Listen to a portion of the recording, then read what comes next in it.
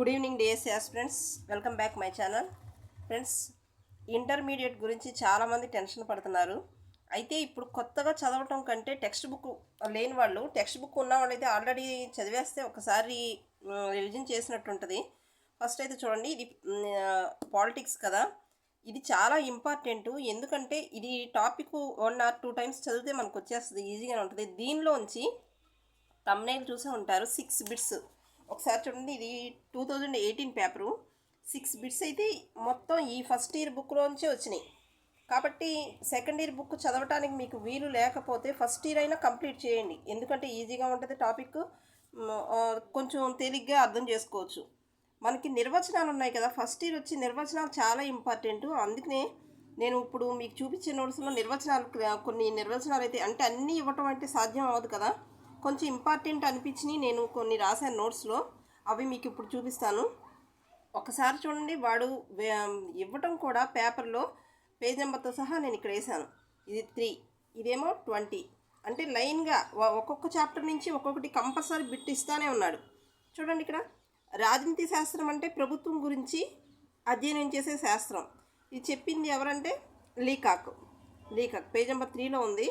ఇంకా మిగతా వాళ్ళవి కూడా ఉన్నాయి, ప్రభుత్వం గురించి చెప్పింది. ఇది ప్రభుత్వ దృగ్విషయాన్ని గురించి పరిశోధన చేసే శాస్త్రం రాజనీతి శాస్త్రం. జానెట్ ఏం చెప్పారు? రాజ్య మూలాధారాలు, ప్రభుత్వ సూత్రాలు. గిల్క్రైస్ట్ రాజ్యం, ప్రభుత్వ సూత్రాలను అధ్యయనం చేసే శాస్త్రమే రాజనీతి శాస్త్రం. ఇది పేజ్ నెంబర్ 3లో ఉంది. ఓకేనా? నెక్స్ట్ చూడండి, ఈ లక్షణం రాజ్యాన్ని ఇతర సంస్థల నుంచి వేరు చేస్తుంది. సార్వభౌమాధికారం నెక్స్ట్ లెసన్ అనమాట. ఇది పేజ్ నెంబర్ 20లో ఉంది. చూడండి, లైన్గా మొత్తం 6 బిట్స్ అయితే వచ్చేసినాయి ఫస్ట్ ఇయర్. కాబట్టి సెకండ్ ఇయర్ చదవలేమో అనుకున్న వాళ్ళు, అంటే ఈజీగానే ఉంటే ఫస్ట్ ఇయర్ మీరు కంప్లీట్ చేసేసేయండి, అంటే టైం తక్కువగా ఉంది కాబట్టి. చట్టం, స్వేచ్ఛ పరస్పర వ్యతిరేకమని భావించిన రాజనీతి తత్వవేత్త. ఇది చెప్పింది జేఎస్ మిల్. ఓకేనా? ఇది ఫస్ట్ ఇయర్, పేజ్ నెంబర్ 61లో నెంబర్తో సహా వేశాను. ఎందుకంటే మీరు ఎక్కడి నుంచి వెయిటేజ్ ఎక్కువ ఇస్తున్నారని తెలుసుకుంటారు కదా. మానవ హక్కుల సాధనకు మొదటి మెట్టు మాగ్నా కార్టా. ఇది కూడా ఫస్ట్ ఇయర్. ఓకే, నెక్స్ట్ చూడండి, సహజీకృత పౌరసత్వానికి ప్రాతిపదిక నివాసం. నోట్స్లో చూపిస్తాను. అంటే సహజీకృత, సహజ, ఇవి పౌరసత్వం లెసన్ నుంచి వచ్చినాయి. ఇది కూడా నివాసం అన్నమాట. నెక్స్ట్, ఆధునిక కాలంలో లౌకికవాదం అనే పదాన్ని మొదటిసారిగా ఉపయోగించింది హోలియోక్. అప్పుడు 2018లో రాసినప్పుడు నాకు ఐడియా లేదు అంత ఇదిగా, అంటే ఫస్ట్ ఇయర్ బుక్ లేదు, తర్వాత అయితే తెప్పించుకున్నాను. హోలియోక్ అనమాట, జీజే హోలియోక్. నెక్స్ట్ ఇది చూడండి, ఇవి 6 బిట్స్ అయిపోయినాయి కదా. ఇది మనకు తెలిసిందే. హక్కులు 3వ భాగంలో 12 నుంచి 35 వరకు ఉంటాయి.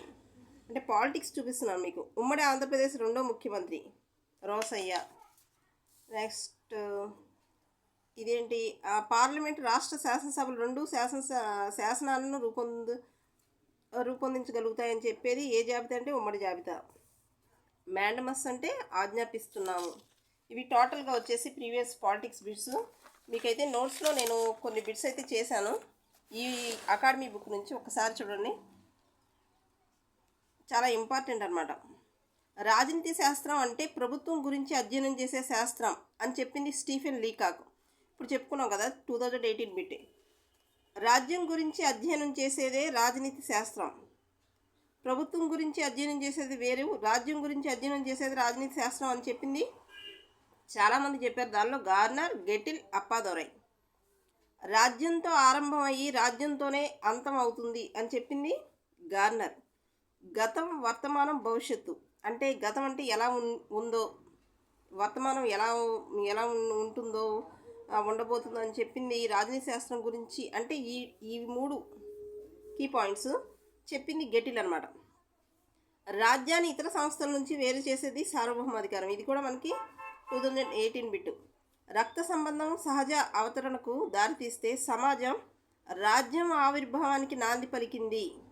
రక్త సంబంధం అనేది సమాజ అవతరణకి దారితీస్తే సమాజం అనేది రాజ్యం ఆవిర్భావానికి నాంది పలికింది అని చెప్పింది మెకైవర్. ఓకేనా? రాజ్యానికి అపరిమిత అధికారాలు ఉంటాయని వాదించింది థామస్ హాబ్స్. అపరిమిత రాజ్యానికి ఉంటాయని వాదించింది థామస్ హాబ్స్. రాజ్యాన్ని రిపబ్లిక్ అనగానే ప్లేటో దగ్గరికి వెళ్తారు. రిపబ్లిక్గా వ్యవహరించింది ఎవరంటే ఫ్రెంచ్ రాజనీతి తత్వవేత్త జీన్ బోడిన్. రాజ్యాన్ని ఇలా వ్యవహరించారు, గుర్తుపెట్టుకోండి. రిపబ్లిక్ అనగానే ప్లేటో దగ్గరికి వెళ్ళకండి, మనకు ఆప్షన్స్లో ఫస్ట్ ప్లేటోనే ఇస్తాడు, జీన్ బోడిన్. నెక్స్ట్, చట్టం స్వేచ్ఛ పరస్పరం వ్యతిరేకమని భావించింది, జేఎస్ మిల్. అంటే ఇంకా మనకు ఆప్షన్లో జేఎస్ మిల్ ఇచ్చాడు కాబట్టి దీనికి కరెక్ట్ ఆన్సర్ చేశాము.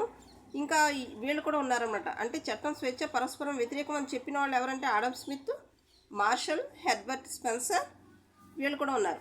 మానవ హక్కుల సాధనకు మొదటి మెట్టుగా దేన్ని పరిగణిస్తారు? మ్యాగ్నా కార్టా. ఆధునిక కాలంలో లౌకికవాదం అనే పదాన్ని మొట్టమొదటిసారి ఉపయోగించింది హోల్యోక్. సహజీకృత పౌరసత్వానికి ప్రాతిపదిక ఏది? ఇప్పుడు చెప్పుకున్నాం కదా, ఆన్సర్లో నివాసం అని వచ్చింది కదా, 2018 బిట్టు. నివాసంతో పాటు ఇంకా ఇవి కూడా సహజీకృత పౌరసత్వానికి ఉదాహరణ అనమాట. నివాసం, ఎంపిక, దరఖాస్తు చేసుకోవడం, ఆస్తులు, సర్వీసు, వివాహం. ఇక్కడ చూడండి, కొంచెం కొత్తగా ఉన్న బిట్స్ నేను రాశాను. జస్ సోలి అంటే ఏంటంటే భూమి లేదా జన్మస్థలం. జస్ సోలి అంటే భూమి లేదా జన్మస్థలం. అంటే ఈసారి రావడానికి ఏమైనా అవకాశం ఉంటుందేమో అని. వర్తమాన కాలంలో ఈ జస్ సోలి ఆధారంగా పౌరసత్వం ఎక్కడ పాటించబడుతుంది? అంటే ప్రజెంట్ ఎక్కడ ఉందంటే జస్ సోలి అనేది అర్జెంటీనాలో ఉంది. జస్ శాంగ్వినిస్ అంటే బంధుత్వం లేదా రక్త సంబంధం. ప్రజాహితానికి వ్యక్తులు అందించే నిర్ణాయక సేవయే పౌరసత్వం అని అన్నది. ఈసారి పౌరసత్వం మీద రావచ్చేమో, సో కొన్ని బిట్స్ పౌరసత్వం గురించి కూడా ఇచ్చాను. ప్రజాహితానికి వ్యక్తులు అందించే నిర్ణాయక సేవయే పౌరసత్వం అని చెప్పింది ప్రొఫెసర్ లాస్కీ. న్యాయానికి 4 ఆధారాలు ఉన్నాయని పేర్కొంది ఎర్నస్ట్ బార్కర్. ఆ 4 ఏంటంటే ప్రకృతి, నైతికత, మతం, ఆర్థిక అంశాలు. వాక్ స్వాతంత్రం, భావ ప్రకటన స్వాతంత్రం అంటే భావ ప్రకటన స్వేచ్ఛ, సంస్థను స్థాపించుకునే స్వేచ్ఛ, వీటితో పాటు సమావేశాలు నిర్వహించుకునే స్వేచ్ఛ కూడా పేర్కొన్న ఆర్టికల్ ఏంటంటే 19. చాలా ఇంపార్టెంట్, గుర్తుపెట్టుకోండి. వెట్టి చాకిరీ, మనుషులతో చేసే వ్యాపారాన్ని నిషేధించింది. మీరు చూస్తున్నారో లేదో నాకు తెలియాలి కదా, కమెంట్ చేసి చెప్పండి. ఇది మనకు చాలాసార్లు వచ్చింది, సైకాలజీలో కూడా వచ్చింది, నెక్స్ట్ ఇంకా పైలో కూడా వచ్చింది, పర్స్పెక్టివ్స్ ఇన్ ఎడ్యుకేషన్. యుఎన్ఓ 1995 నుంచి 2005 దశకాన్ని ఏమని ప్రకటించింది? అంతర్జాతీయ మానవ హక్కుల దశాబ్ది ఇలా ప్రకటించిందనమాట. 1995 నుంచి 2005 ఈ దశకం మధ్యలో ఉన్న టైంని. సహజ హక్కుల సిద్ధాంతాన్ని ప్రచారంలోకి తెచ్చింది జాన్ లాక్ అనే బ్రిటిష్ రాజనీతివేత్త. విజ్ఞాపన హక్కు, రైట్ టు పిటిషన్, ఇది ఏ రకమైన హక్కు? మనల్ని ఇలా కూడా కన్ఫ్యూజ్ చేయొచ్చు కదా, పౌర హక్క, రాజకీయ హక్క, ఆర్థిక హక్క? దీనికి కూడా ఆన్సర్ కమెంట్ చేయండి, ఓకే. నెక్స్ట్, వ్యక్తి మూర్తిమత్వ సామర్థ్యాన్ని పెంపొందించేందుకు అవసరమైన బాహ్యపరమైన పరిస్థితులే హక్కులు చెప్పింది ఎవరు? Ernest Barker. వ్యక్తి మూర్తిమత్వ సామర్థ్యాన్ని పెంపొందించేందుకు అవసరమైన బాహ్యపరమైన పరిస్థితులే హక్కులు. ఇక్కడ కూడా బాహ్యపరం బార్కర్ కదా, అలా గుర్తుపెట్టుకోండి. నెక్స్ట్, ఉమ్మడి శ్రేయస్సుకు దోహదపడే వాటిని కోరేందుకు, గుర్తించేందుకు ఉండే అధికారాలే హక్కులు చెప్పింది టిహెచ్ గ్రీన్. ఉమ్మడి శ్రేయస్సుకు దోహదపడే వాటిని కోరేందుకు, గుర్తించేందుకు ఉండే అధికారాలే హక్కులు అని చెప్పింది టిహెచ్ గ్రీన్. భారత రాజ్యాంగంలో ఏ ప్రకరణలో భారత సుప్రీంకోర్టు, హైకోర్టులో పౌరుల ప్రాథమిక హక్కులను సంరక్షణగా వ్యవహరిస్తాయి? అదేంటంటే 32వ ప్రకటన, 226వ ప్రకటన, పేజ్ నెంబర్ 226లో ఉంది, ఓకే. శాసన నిర్మాణ శాఖలను ఈ కింది దేశాల్లో ఏ విధంగా పిలుస్తారో చూడండి. ఇంపార్టెంట్, రావచ్చేమో, ఒకసారి నోట్ చేసుకోండి. అమెరికాలో కాంగ్రెస్ అంటారు, అంటే శాసన నిర్మాణ శాఖని, ఓకే. నేపాల్లో నేషనల్ పంచాయత్ అంటారు, అల్బేనియాలో పీపుల్స్ అసెంబ్లీ అంటారు, బంగ్లాదేశ్లో జాతీయ పరిషత్ అంటారు, ఇరాన్లో మజ్లిస్ అంటారు, స్పెయిన్లో కార్టెస్, ఇజ్రాయెల్లో నెసెట్ అని పెట్టారు, నేను సెనెట్ అనుకుంటున్నాను, టెక్స్ట్లో ఇలా ఉంది. Zimbabwe house of assembly. Next ఇక్కడ చూడండి, అధికారాల వేర్పాటువాద సిద్ధాంతానికి మూల పురుషుడు మాంటెస్క్యూ. అధికారాల వేర్పాటువాద సిద్ధాంతానికి మూల పురుషుడు మాంటెస్క్యూ.